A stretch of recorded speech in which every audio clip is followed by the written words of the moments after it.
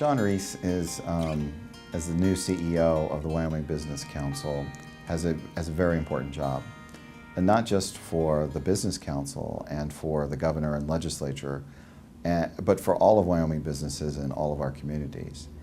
And there's a connection between what the Wyoming Business Council does and what the School Facilities Commission and Department does, because what we both do is about economic development. In many respects, our investment in our future, the children of Wyoming and our public schools, is the key to our economic success in the future. And so we have that goal, a shared goal. We both have that goal in mind as we sort of have Shawn here over the next, in this particular conference. And so I think that we share a goal, we share a mission. Shawn has a very critical job to do to promote and to make successful Wyoming businesses. We're happy to have him here so that he can give us a better understanding of how those goals are connected and the economic future, and because of his background as the policy advisor to the governor, because of his role as the CEO of the Wyoming Business Council, where the economy in Wyoming is going and how do we fit in. So I have the privilege this morning of introducing Shawn Reese. And Shawn, in the last, I guess it was June of 14, rejoined the Wyoming Business Council as CEO. And prior to that, I had known him because he was the policy director for Governor Matt Mead, and also the architect of the leading the charge, which is the governor's energy policy. And Shawn doesn't know this, but when I first read that document, a friend of ours, Mary Kay Hill, sent it over to me and said, "What do you think of this?" Because I had read and seen these documents from all over the country, and I said it was one of the best ones I had ever seen in terms of clearly articulating a strategy and for the purposes that we put these things together for communicating policy, communicating direction, and making it as clear as possible we can to a variety of stakeholders. It was an excellent piece of work, so I wanted to thank you for it. I thought it was great. Shawn also, for the governor, was involved in the Western Governors Association on a number of different policy issues related to energy and natural resources. He's a University of Wyoming graduate. I was fortunate enough to be invited to his home, and so I met his wife Amy and his daughter Clara and son Owen. And a lot of people don't know this about Shawn. Everybody who knows Shawn knows this, but a lot of people who don't know Shawn don't know he's a great artist too, and he has a wonderful collection of work that he's done over the years. It's pretty amazing, actually. He's one of the governor's most trusted advisors, and he just got back from Asia with our legislative leadership, looking to develop markets for our energy resources. And so I wanted to thank Shawn for coming today, and here's Shawn Reese.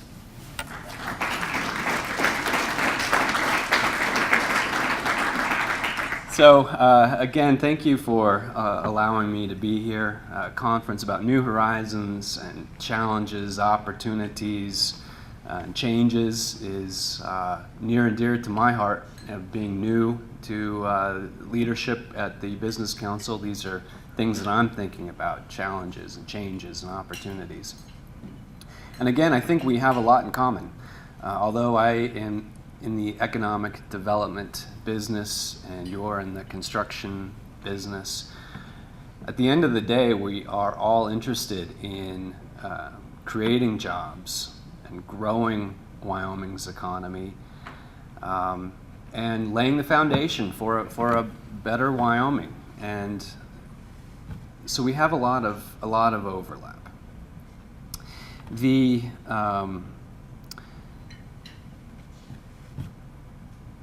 The challenges that I've walked into, to be quite candid, as I go around the state, here are the things that I hear about the Wyoming Business Council and about economic development.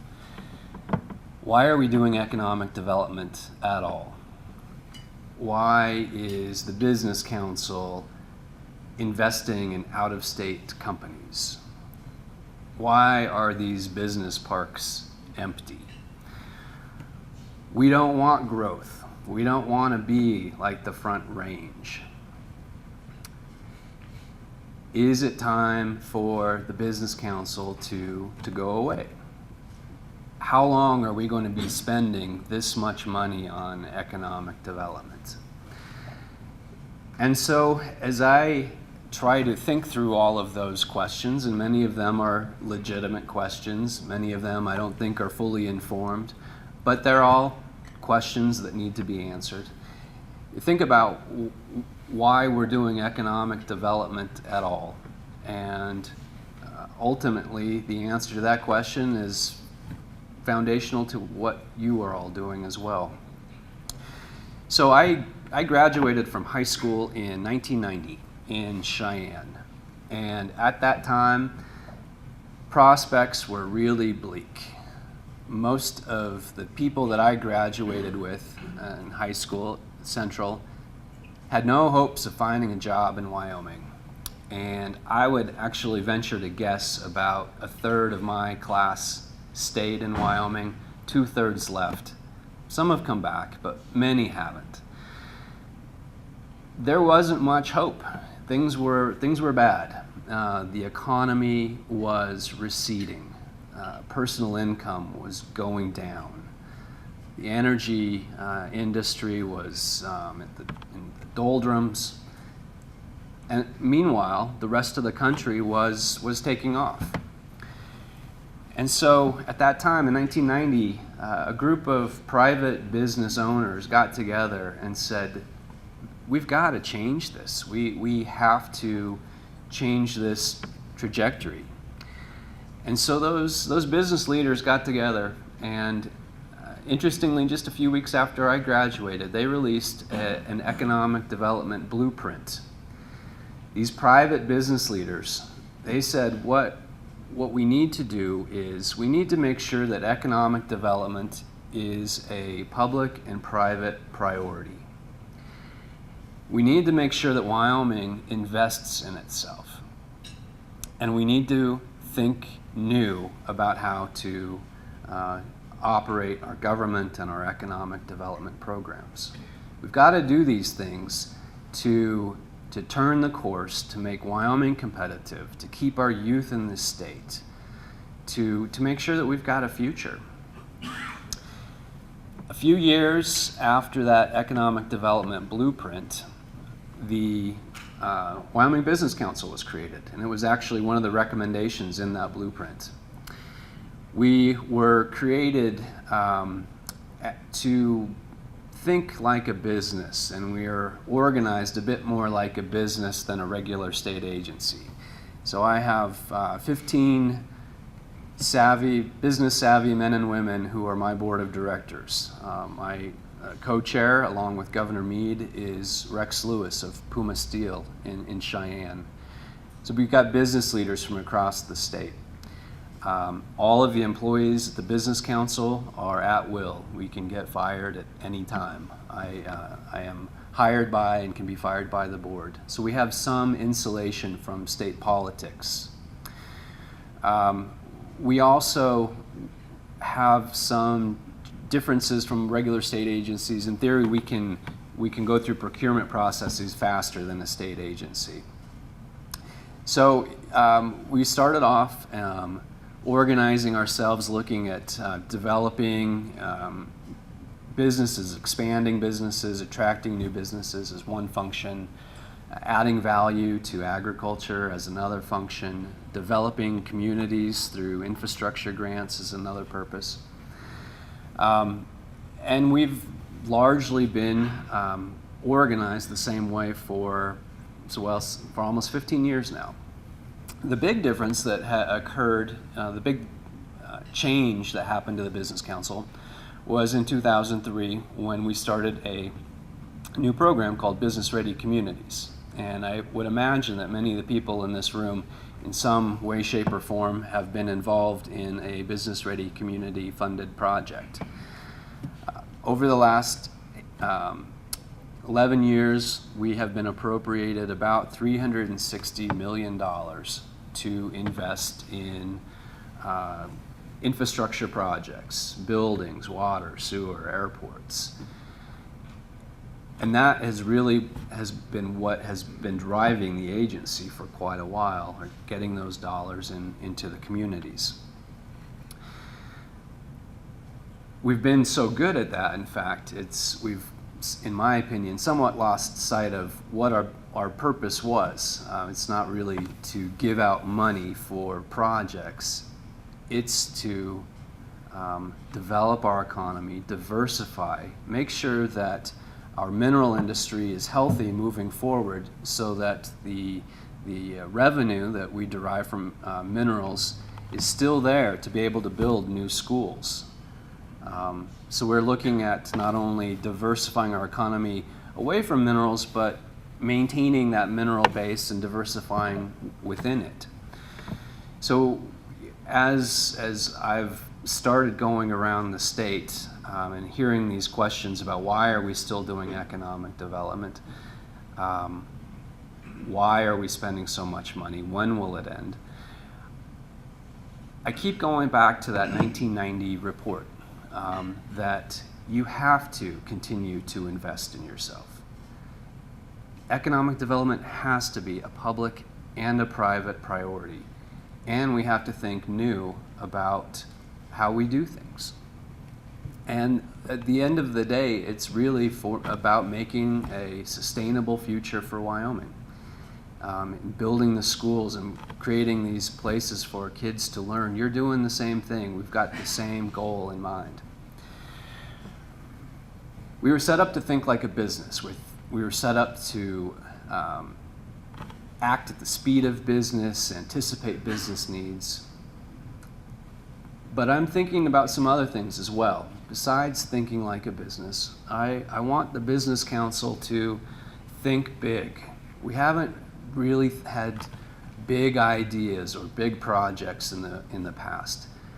Thinking big to me means adding value to our natural resources, adding value to our mineral base, our agriculture, other extractive industries. We need to be thinking, in my opinion, on an industrial scale. And Wyoming has some great opportunities, and I think that we are going to realize some momentum. That will help Wyoming grow from being a dig and ship economy with respect to coal or oil or gas to adding value to that, turning it into new fuels and products, adding new value here in the state of Wyoming, which will help all of us. So we've got to think big. But while we think big, we've got to think small. Most of our businesses in Wyoming are small businesses. Many of your businesses are small. We need to make sure that we have the tools in place, the financing, the assistance to help small businesses, to help entrepreneurs create businesses. Small businesses are very vulnerable, and we've got to make sure that we're able to help them become sustainable. And in my mind, thinking small is even more focused than just small businesses. I think that as economic developers, we need to be more engaged with the K-12 population, with students, and getting them to understand the fundamentals of being an entrepreneur, starting a business, understanding science, technology, engineering, mathematics, but also the value of vocational education. Those kids that you're building schools for right now are going to be the future of Wyoming. They're going to be driving the economy in 20 or 30 years. So economic development, in my mind, is starting with developing the kids. So we think big, we think small, we think new. We have a great opportunity to develop a technology sector. We need to play off the broadband network that we now have connecting the schools across the state, and leveraging that for private industry, making opportunities for web developers, software developers, data centers. You would be surprised, I've been surprised, how many small technology companies there are in the state. This city in particular, Sheridan, has quite a cluster of technology companies who are doing some really amazing things. So we've got to continue to foster that. And part of thinking new, part of growing that technology sector is thinking about what do these tech folks want, need, expect. We know they can live wherever. They have the freedom, if there's connectivity, to live wherever they want. And so we need to make sure that our communities are the cool places that they want to live, that our schools are the best that they can be. So much of thinking new, thinking about a new economy, is also thinking local, thinking about how do we make our communities better places? How do we provide the attributes, the retail, the nice main streets, the restaurants that play off Wyoming's unique character, but create a great place for people to want to live. So if we think local, it's part of that, making nice communities to live. Part of thinking local is continuing to invest in infrastructure, because infrastructure, although we've done a lot, we've built business parks, we've improved water and sewer and streets throughout, we have to continue to invest in it. And as we grow, those infrastructure needs aren't going to go away. We also believe that thinking local means growing local leadership, because the state government doesn't grow jobs in Sheridan or Evanston. It happens at the local level, and it takes a great degree of leadership. And so we need to do what we can to grow that leadership at the local level. So we're going to think big, we're going to think small, we're going to think new, we're going to think local. We're also going to think global. Wyoming is the largest net producer of energy in the United States. If Wyoming were a country, and I think arguably many people would like for that to be the case, but if Wyoming were a country, we would be the third largest energy producer in the world, behind Russia and behind Saudi Arabia.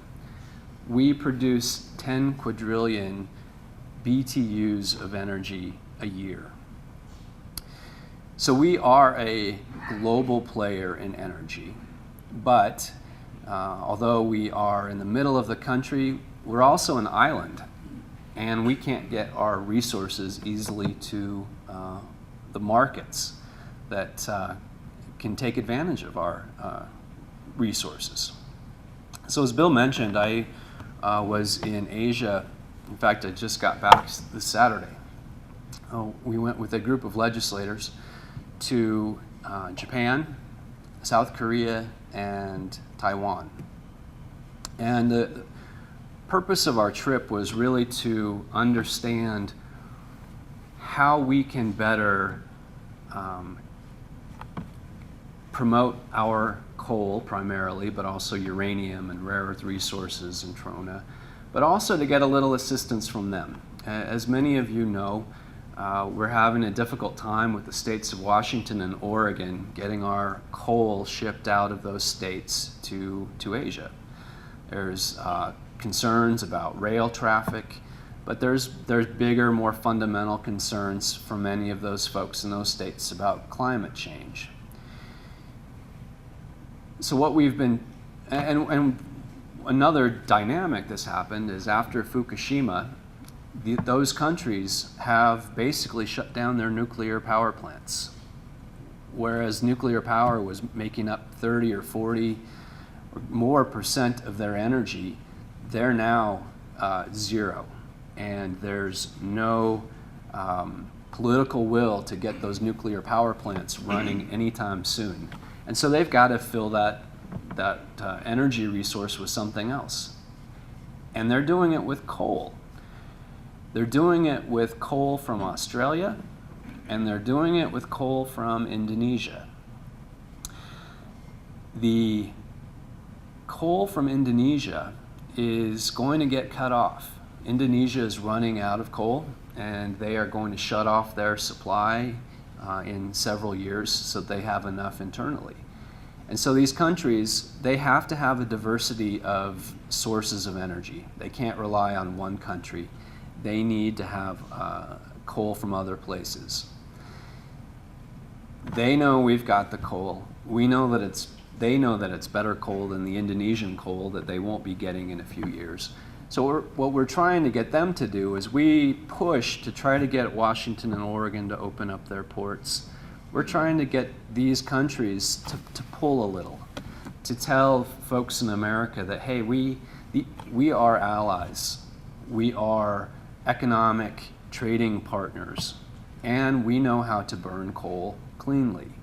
We went to a power plant in South Korea that is designed for subbituminous coal, which is the type of coal we have in the Powder River Basin. It was like a hospital. It was completely clean. It's a completely different attitude there about coal. The literature that we saw there says coal, an invaluable natural resource. I don't think we would ever see that in the United States. So we are, with that first trip, our goal was to develop relationships that will last 50 or 100 years, to get them to help us in getting our resources to market, but beyond that, to finding other opportunities for business growth and investment. We think that these countries who are doing a lot of the same research and development that we are, they could be the ones who help finally finance a coal to liquids plant or gas to liquids or something of that scale. One of the other companies we met with was OCI, who owns a large trona mine in Sweetwater County. And these folks from South Korea, from OCI, they know Wyoming inside and out. They know the fishing spots. They've gone hunting in Wyoming. They are invested in Wyoming and feel they have a strong future here. But they're concerned about workforce. They're concerned about not being able to find people who want to live in Green River and Rock Springs. And so their concerns from Seoul, South Korea, are many of the same concerns that we have here. How do we make Wyoming the place that people want to live so that we can continue moving forward and developing our economy? And they also have issues of transportation that we're going to have to figure out. So it all ultimately comes together. Our economy is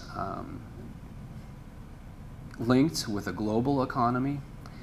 Our economy is what's paying for all of these schools to be built, and the children who are being educated in these schools are going to be the ones who are leading the state of Wyoming in the next 30, 40, 50 years. So we have a lot of work cut out for us, but a lot of great opportunities, challenges, no doubt, changes, no doubt, but a lot of great opportunities. And I look forward to working with all of you on those shared new horizon that we